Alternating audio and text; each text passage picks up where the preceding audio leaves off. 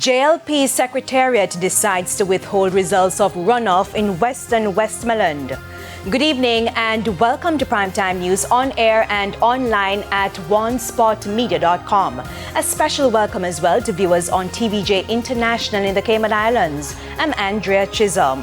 Also this evening, fiery exchanges about allegations of mismanagement at St. Anne Municipal Corporation. And tourism stakeholders say there's no need for alarm amidst a slight decrease in visitors. There's also sports and weather in this newscast, so stay with us. Details right after this break.